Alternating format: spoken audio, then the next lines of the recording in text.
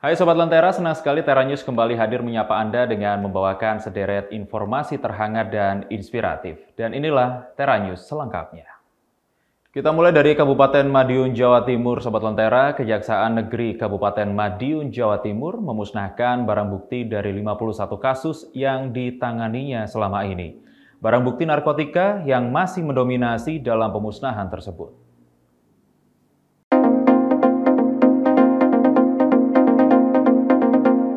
Kejaksaan Negeri Kabupaten Madiun, Jawa Timur memusnahkan barang bukti yang sudah inkrah atau berkekuatan hukum tetap.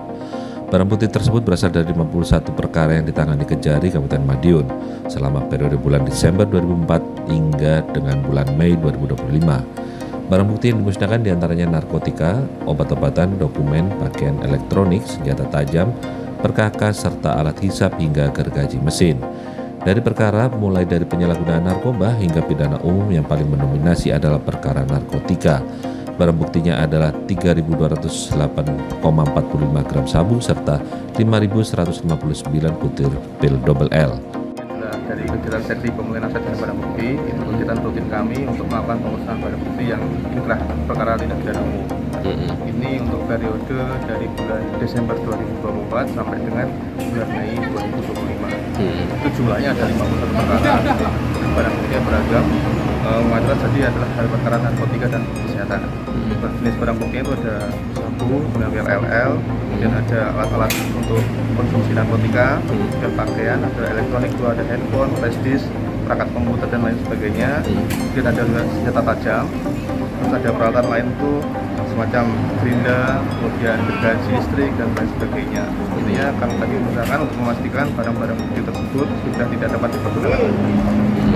Kalau perkara yang paling mendominasi apa ya? Untuk periode ini mendominasi adalah perkara penyalahgunaan narkotika dan obat-obatan kesehatan. Oke, itu apa? Itu jenisnya apa kira-kira? Untuk barang buktinya jenisnya itu adalah sabu dan juga pil LL. Itu ya. Tersangka tentu ini sudah menjalani pidana badan semua. Yang kita musnahkan hari ini adalah perkara yang sudah inkrah. Itu sudah tidak ada upaya hukum lagi. Tersangkanya sudah menjalani pidana badannya juga. Nah, ini kita eksekusi terkait barang bukti yang amar putusannya adalah dirampas untuk dimusnahkan. Seluruh barang bukti narkotika dan obat dimusnahkan dengan cara di blender. Barang bukti lainnya dibakar dan dipotong menggunakan gergaji mesin. Weda Koprestio melaporkan untuk Lentera TV.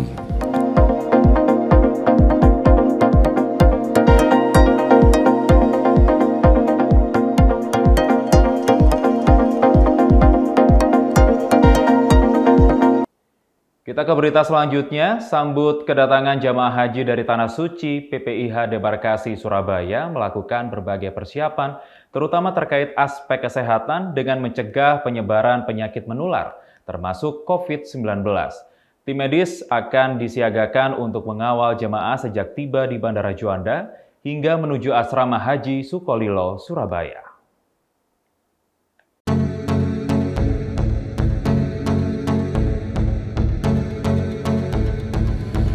Guna memastikan kesehatan jamaah haji yang dijadwalkan tiba di tanah air, Balai Besar Kekarantinaan Kesehatan atau BBKK Surabaya telah melakukan berbagai persiapan, diantaranya menyiagakan tim medis yang akan mengawal jemaah sejak tiba di Bandara Juanda hingga menuju asrama haji Sukolilo, Surabaya.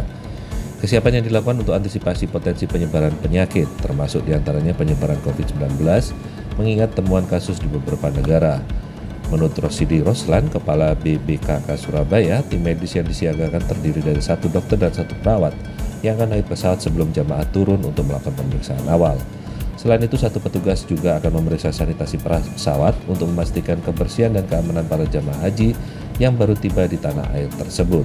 Dan jika ditemukan kasus gawat darurat, maka jemaah tersebut akan langsung dirujuk ke rumah sakit terdekat untuk mendapatkan penanganan yang lebih intensif.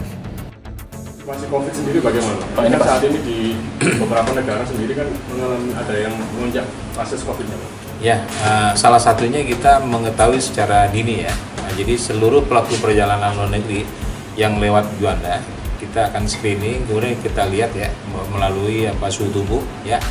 Yang tadi saya jelaskan melalui suhu tubuh, kemudian kita lihat juga secara visual tanda-tanda gejalanya. Nah, kemudian kalau memang ada, nanti kita akan cek ya, kita swab gitu ya. Kita swab, kemudian hasilnya nanti kita pastikan segera Kalau positif nanti kita akan notifikasi ya untuk daerah yang ada di kabupaten kota, Pemda kita notifikasi agar jemaah ini bisa dilakukan semacam karantina atau kita amankan supaya tidak menyebarkan ya penyakit ke orang lain. Swabnya dilakukan di asrama haji atau di mana? Ya, salah satunya di asrama haji dan juga secara gawat darurat nanti mungkin kita temui nanti misalnya kayak di klinik kita yang ada di Terminal 2. Nah, itu kita juga lakukan swab ya. Dan nanti mungkin ada jemaah haji yang belum, nah, misalnya yang belum mengisi SSHP namanya, ya Satu Sehat Health Pass itu. Nah di tempat di asrama haji kita sudah siapkan barcode untuk pengisian. Ya. Sementara menanggapi kekhawatiran akan munculnya kasus COVID-19, proses screening kesehatan tidak hanya dilakukan di bandara, melainkan juga di asrama haji Sukolilo. Screening kesehatan bakal dilakukan secara ketat.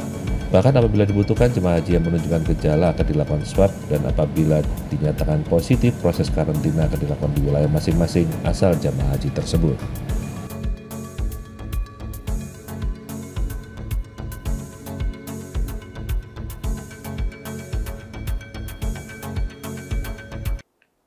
Sesaat lagi kita akan membahas tentang seorang diaspora Indonesia yang berhasil menjalankan bisnis persewaan limosin di Washington DC. Tetaplah bersama kami di Tera News.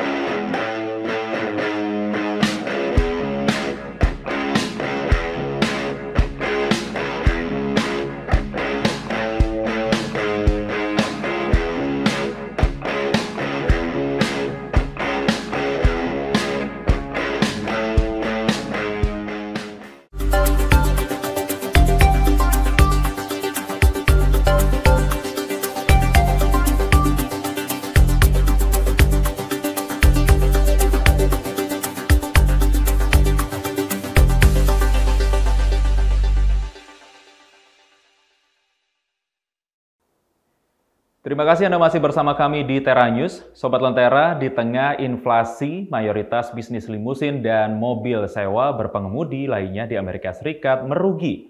Tapi bisnis milik diaspora Indonesia yang satu ini justru mendulang untung di pinggiran Washington DC.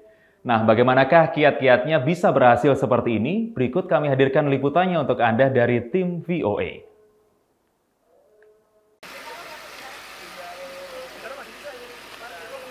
Dari rumah mereka, pasangan Erna Widayati asal Yogyakarta dan Patrick Matheson asal Belgia menjalankan Time Advantage Limo, layanan kendaraan bisnis dan formal lengkap dengan pengemudi bersetelan jas. Perusahaan ini melayani kawasan sekitar Washington DC, Maryland, Virginia, dan West Virginia, termasuk Pennsylvania. Limousine itu ya, di sini dinyatakan itu kendaraan yang panjang. Jadi itu sebetulnya itu mobil biasa dibelah, tank, terus ditambah di stretch. We have limousine, we have limo bus, we have van, and we have a regular business car, and then the sedan. Dengan mengantongi 23 perizinan dari negara bagian Maryland dan federal, Time Advantage mulai beroperasi 2011 dengan hanya 2 sedan. Kini mereka punya armada, lengkap dengan limo panjang. Walau servis limo identik dengan pesta, Erna dan Patrick cukup disiplin kepada penumpang. Karena regulation itu very ketat ya, very strict ya.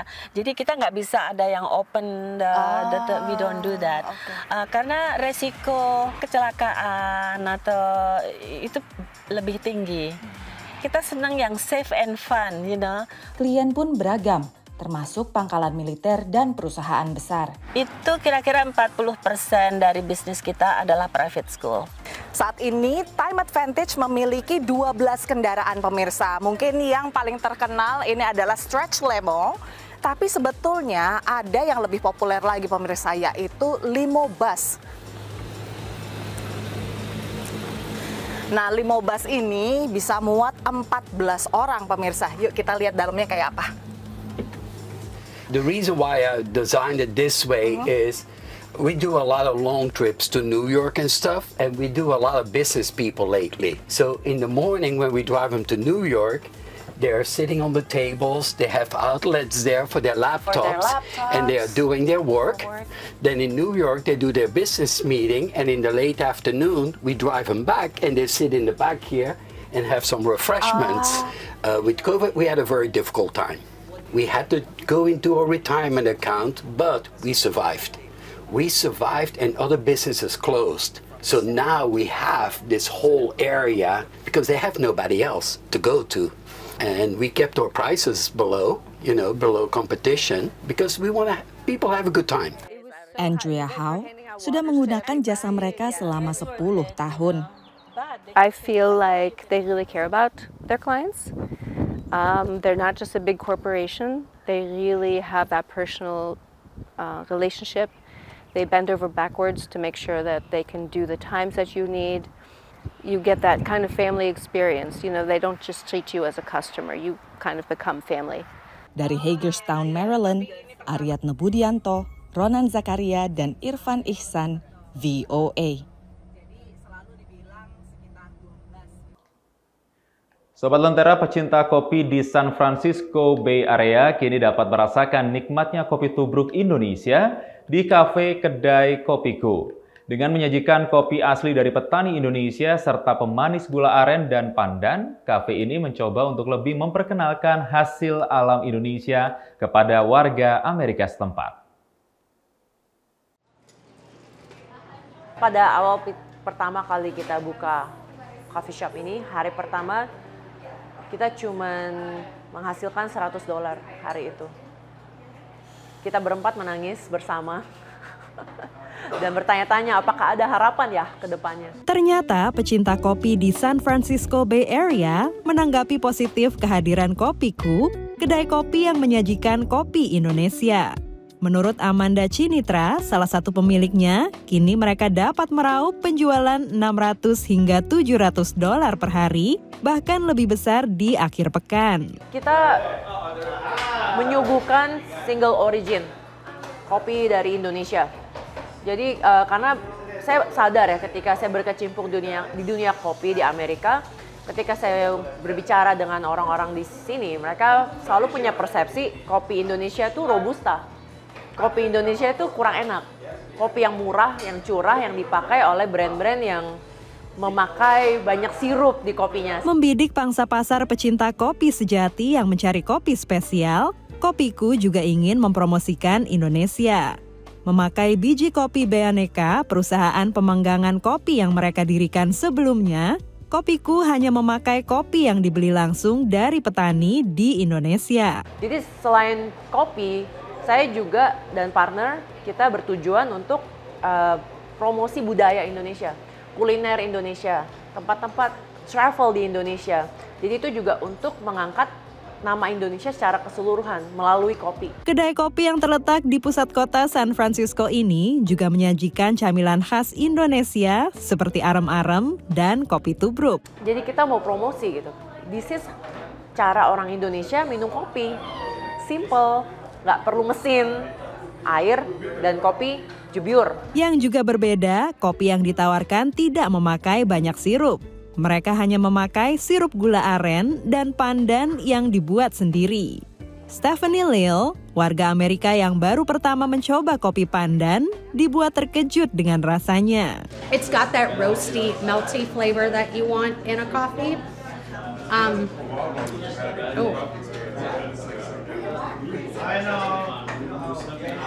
It just has that warm vibe that you want. I'm not sure what flavor it is, but there's my tea right there.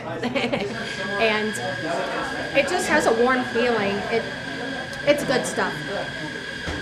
Kopi khas Indonesia lainnya adalah avocado coffee yang khusus dicari Feni Hartono di kedai kopi ini. I'm so proud as Indonesian.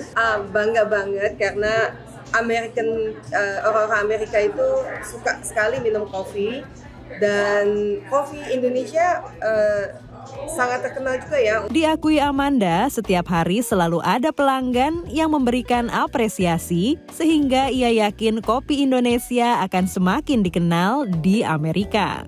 Dari San Francisco, Dania Iman, Andri Tambunan, Nia Iman Santoso, VOA.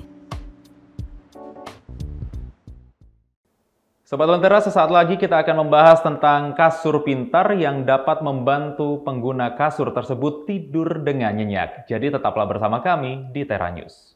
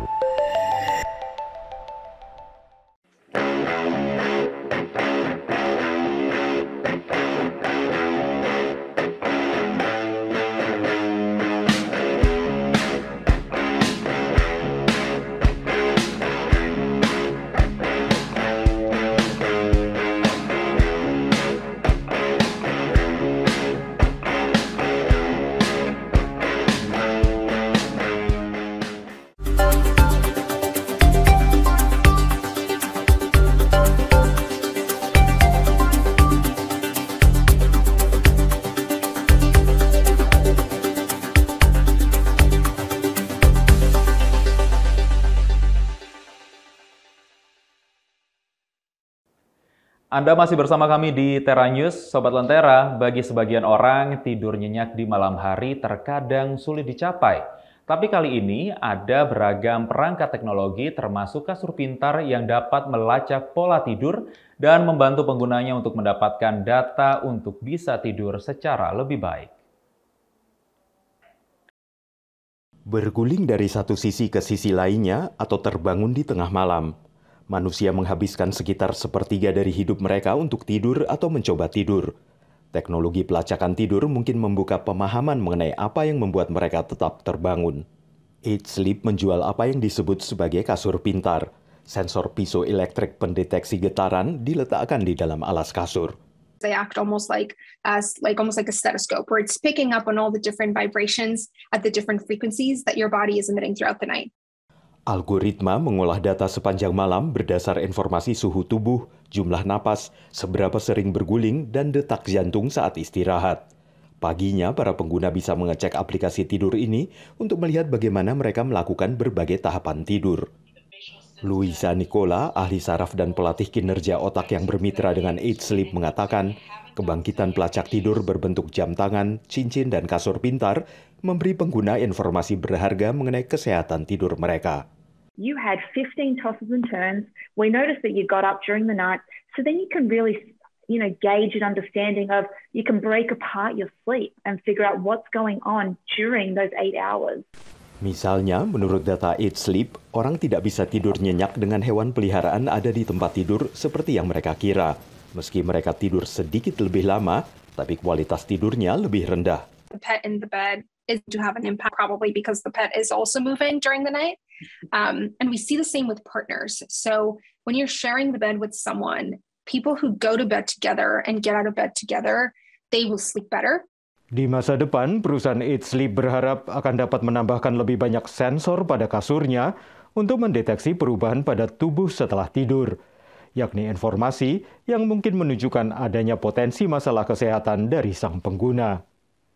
Dari Arlington, Virginia, saya Helmi Yohanes dan tim VOA. Teknologi kecerdasan buatan atau AI kini dimanfaatkan untuk mencegah perburuan liar di cagar alam di Afrika Selatan. Piranti lunak AI yang terintegrasi beragam sumber seperti kamera pintar sangat membantu jagawana melindungi satwa langka secara lebih baik. Kekhawatiran soal penyalahgunaan kecerdasan buatan merebak baru-baru ini. Tapi ada satu bidang di mana kemajuan teknologi ini terbukti bermanfaat. Menurut para jagawana di Afrika Selatan, pembelajaran mesin membantu mereka memerangi perburuan badak dan spesies lainnya yang terancam punah. Well, it's changed a lot. I mean, we've gone from just guys on the ground and a couple of guys on hilltops with binoculars to top of the range things such as thermal cameras, thermal binoculars, drone systems, license recognition cameras on the roads. Namun demikian, teknologi belum bisa menggantikan petugas di lapangan dan keduanya harus berjalan bersama. Foot patrols picking up tracks, that's manpower, in other words, vehicles, and then of course a K9 unit to do follow-ups if there is a incident reported. Salah satu sistem yang digunakan cagar alam Lapalala dan banyak lainnya di Afrika adalah Earth Ranger yang dikembangkan perusahaan Amerika yang didirikan oleh salah satu pendiri Microsoft, Paul Allen. Earth Ranger is a software platform that integrates with many different sources of data. And so that's actually over 100 different sources now. And those sources include things like the radios that rangers are carrying so that we can track their location, and vehicle tracking devices, aircraft tracking, camera traps, acoustic sensors, remote imagery. Aspek kecerdasan buatan dari Earth Ranger belajar mengenali apakah sosok yang terlihat di kamera adalah manusia, kendaraan, atau hewan. Jika itu manusia, sistem akan memberitahu para jagawana di pusat operasi yang kemudian akan menentukan apakah perlu mengambil tindakan. Produk yang disebut sebagai teknologi untuk kebaikan ini terus berkembang. Usaha rintisan asal Belanda Hack the Planet belum lama ini mengembangkan kamera satwa liar bertenaga AI pertama yang bisa mendeteksi pemburu liar secara waktu nyata. Sebelumnya, kamera jebakan ini punya satu kelemahan. You have to go back to the camera to collect the SD card, and then you know what's on the SD card. So for instance, you go back there every 3 to 6 months. And then for instance, you know that there's a poacher 3 months ago. But we made these cameras smart so you know immediately that there's a poacher in your park in real time. Inovasi teknologi seperti ini diperkirakan akan bisa membantu hewan termasuk badak dan gajah ataupun terenggiling yang diselamatkan ini, yakni binatang melata Afrika yang merupakan mamalia yang paling banyak diselundupkan di dunia. Dari Arlington, Virginia, saya Helmi Yohanes dan tim VOA. Sobat Lentera, informasi tadi sekaligus mengakhiri Tera News kali ini. Anda dapat saksikan kembali tayangan saat ini di YouTube channel kami, Lentera TV Media, dan website kami, lentera.tv. Saya Riki Kurniawan, pamit undur diri. Sampai jumpa.